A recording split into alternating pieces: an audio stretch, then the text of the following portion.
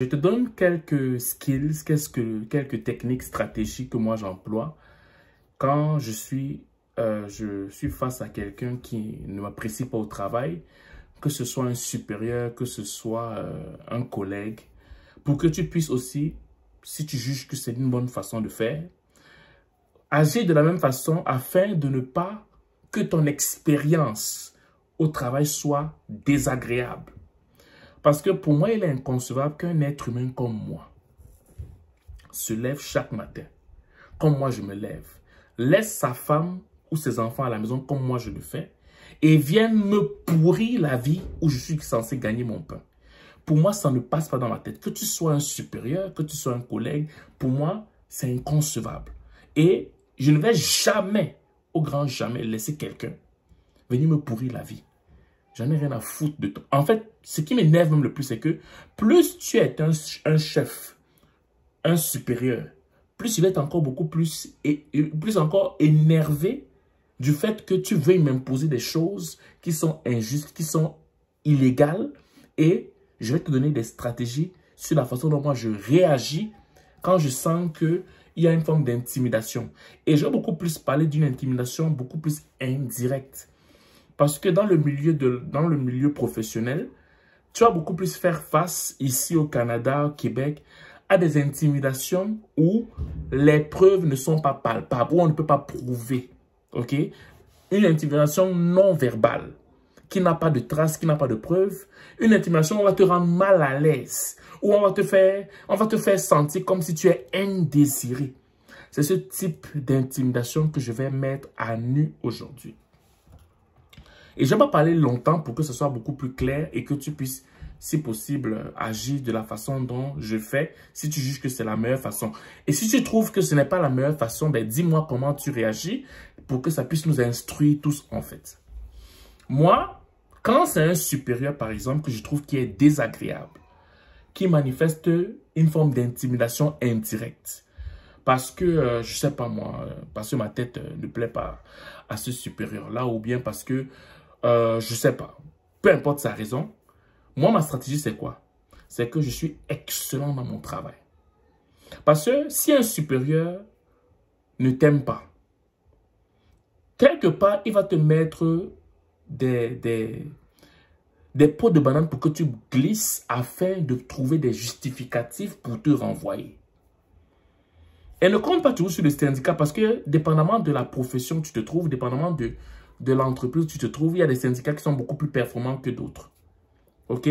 Donc moi, je pars déjà à la base que c'est moi qui m'auto-défends.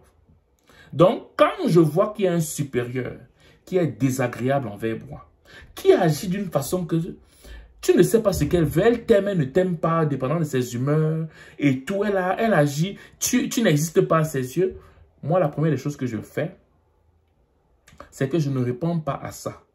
Je suis excellent dans mon travail. De telle enseigne que si tu veux agir contre moi, ou même si tu veux parler derrière moi, ok, mon travail, au travers de tous ceux qui sont autour de moi, va parler pour moi.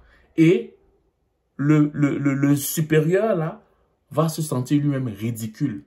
Donc, à cause de l'excellence que j'ai dans mon travail, à cause des preuves que j'ai gardées, au cas où le supérieur invente des choses sur ma personne, ok, ben, ça fait en sorte que je m'auto-protège. Peu importe où il ou elle va pouvoir parler de moi, ok, à cause de l'excellence que j'ai mis dans ma façon de travailler, de faire, d'agir et tout, ok, ben, ça me protège. Et le supérieur est ridicule.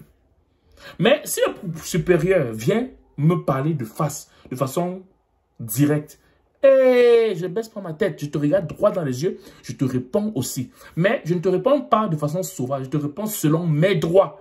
Parce que je vais toujours rester sur mes droits. Toujours rester sur ses responsabilités aussi à lui. Non seulement je réponds sur mes droits, mais je lui rappelle ses responsabilités. Raison pour laquelle il faut connaître tes droits et obligations quand tu es dans un emploi. Il faut les connaître. Donc, si tu me viens de face, je te rappelle mes droits et tes responsabilités. Si tu viens de façon subtile, parce que c'est de la grande majeure partie de la façon dont ça agit, ben moi, qu'est-ce que je fais? Je te rappelle, je vais dire, je suis excellent dans mon travail. Et je garde des preuves. Bon, maintenant, admettons que l'intimidation, c'est un collègue qui est très désagréable avec toi, qui parle de toi mal à tout le monde, qui essaye de créer des clans contre toi au sein de ton emploi et tout. Ben, pour moi, tu n'existes pas.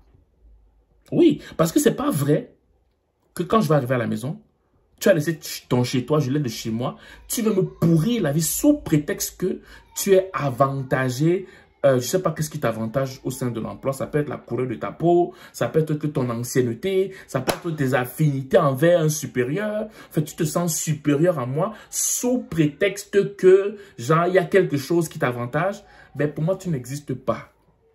Tu n'existes plus. Je veux dire, je te vois, mais pour moi, je vois le vent.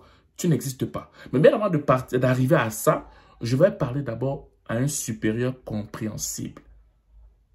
Parce que si je discerne que, en fait, tu le fais parce que, je te prends un exemple, ton ami est le supérieur, mon supérieur direct, mais je vais parler à un autre supérieur beaucoup plus compréhensible. Oui. Et quand je parle au supérieur beaucoup plus compréhensible, ok, je reste d'abord tranquille pour voir encore jusqu'où tu vas. Parce que je ne sais pas vrai que je vais te dire, oui, mais je vais pas aller me plaindre, me pleurnicher. Mais pourquoi tu fais ça? Pourquoi tu me fais? Parce que c'est ce que le collègue là attend. Je ne vais jamais le faire. Je te regarde. Je te regarde, mais en toi, tu n'existes pas. Tu n'existes plus. Mais ne t'aventure pas à venir me parler. Parce que si tu me parles, je vais te remettre à ta place selon nos droits et te rappeler qu'on est employé. Oui, qu'on est employé et que la prochaine fois que tu continues, je vais faire valoir mes droits jusqu'au bout. C'est comme ça. Et pour moi, jusqu'à ce que tu te reviennes à la raison, tu n'existes plus. Je veux dire, j'attends que tu réagisses. Si tu réagis, je te fais valoir tes droits, je te remets à ta place. Et je fais valoir mes droits jusqu'au bout. Jusqu'au bout, jusqu'au bout. Quitte à ce que je quitte le département pour que je sois confortable. Parce que je refuse que quelqu'un pourrisse ma vie. À cause de son caractère, à cause de ses humeurs, à cause de son tempérament, à cause de sa frustration au sein de l'emploi, parce qu'il y en a beaucoup qui n'aiment plus l'emploi, mais ils ne savent pas comment manifester ça. Ou à cause des problèmes familiaux, intimes, personnels, et après tu viens pourrir le travail.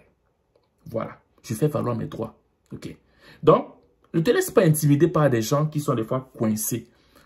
Où il y a, généralement, beaucoup sont frustrés de l'emploi. Ce n'est pas toi directement, mais c'est qu'en fait, la personne ne le sait peut-être pas, mais son emploi la frustre tellement qu'elle trouve juste un bouc émissaire qui est toi pour pouvoir manifester sa frustration sur toi.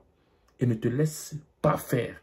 Parce que si tu te laisses faire, tu vas être le mouton noir, puis tout le monde va commencer à déverser sa colère sur toi. Et surtout, quand c'est un collègue qui t'attaque, mets toujours au courant soit un autre collègue qui est compréhensible, et surtout, un haut placé dans la compagnie. Pour que tu puisses garder tes preuves, parce que qui dit collègue frustré, dit collègue qui va commencer à faire de la médisance sur ta personne en fait. Voilà. J'espère que cette vidéo va t'aider. Et si tu as d'autres stratégies pour nous aider, nous tous, ben, tu peux l'écrire en commentaire et ça va me faire plaisir de le lire. Voilà. Je te souhaite de passer une excellente journée ou une excellente soirée, dépendamment du lieu où tu m'écoutes. Ciao.